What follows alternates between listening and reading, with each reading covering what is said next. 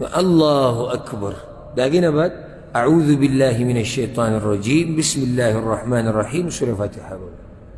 كتيمو ورسلبا ولكي سورة موه دام ثابت ده إمام نسائي برواية كده أو خسي رواية الحمد لله داقينا بعد الله أكبر الله أكبر بويا كي سبرا فرجين كي دا سون تكبير شو دويم بیا به داګه نه بعد درود ابراهیمی وې درود ابراهیمی ته وایو ها یعنی په کې هم ټانکې نه لګې ده ځان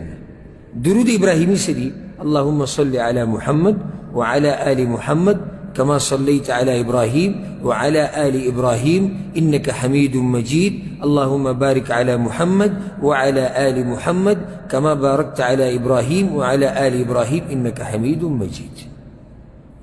ديك دا الفاظ ندي ثابت وسلمت ورحمت وترحمت دا بك بيد زان نزياتيك ولدي درود ابراهيمي دا تجي دي فرض منزب اخرني قاعده كي كيني كان او يا نفلي منزب اخرني قاعده كي كيني اكم درود شي ام دك درود بوي دا غينا بعد الله اكبر دا دريم تكبير شو وش دعاء واحد دعاء كانوا مسألة روانه تفصيلا هر الدعاء چې ثابته ده هغه ته ویلی شي ثابتو دعاګانو کې به تبدیلي نه راولي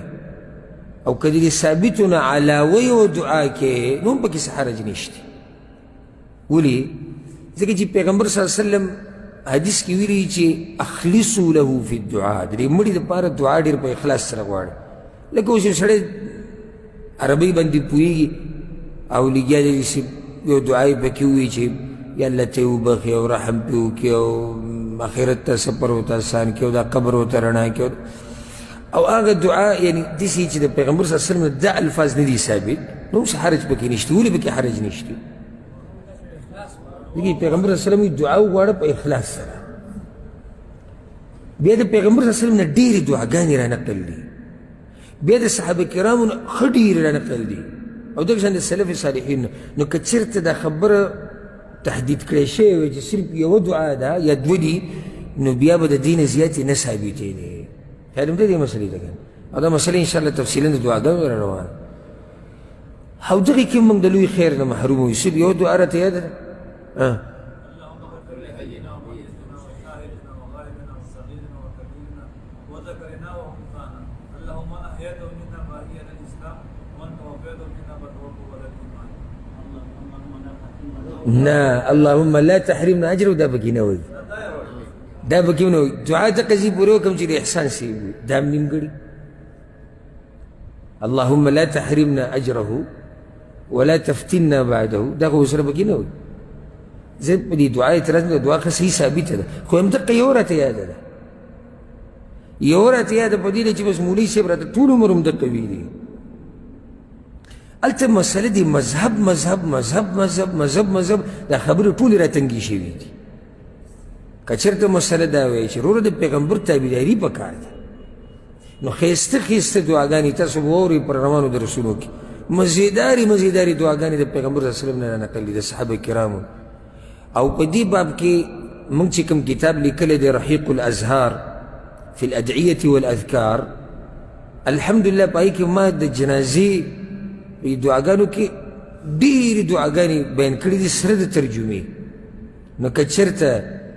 دغه کتاب هم را پیدا کړو او دغه دعاګانې هم یادې کړې لوی خیر به درته الله نصیب کړي سره د ترجمې لاندې د هرې دعا سره ترجمان او الحمدلله د هرې دعا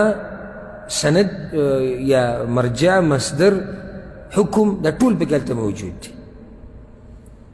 نو دې نه بعد دریم تکبیر نه بعد به څه وکړي دعا به وغواړي بیا الله اکبر څلورم تکبیر دی که څلور تکبیره کوې به په دې سلام ګرځي د سلام د ګرځولو دوه طریقې ثابتې دي د یوې په باره کې انتهایي مضبوط روایت راغلي دي او یو په یو روایت کې راغلی بعض علما یې صحیح کوي او بعض ورته کمزوري وي خو که څوک په عملو کې څه حرج پکې نشتي یو طریقه دا ده الله اکبر السلام علیکم ورحمة الله دا په ډېرو حدیثونو کې راغلي دي او ښه په صحیح سند باندې روایتونو کې راغلي چې پیغمبر صلی الله علیه وسلم یو طرف ته سلام ګرځول دا دوه علم ثابت دی او بعض علماو ته صحیح وایي نو که چېرته څوک دوو طرفونو ته سلام وګرځوي نو څه حرج پکې نشته دواړه جایز دي که یو طرف ته سلام ګرځي او که دواړو طرفونو ته سلام ګرځي دا د جنازې د منځه طریقه وه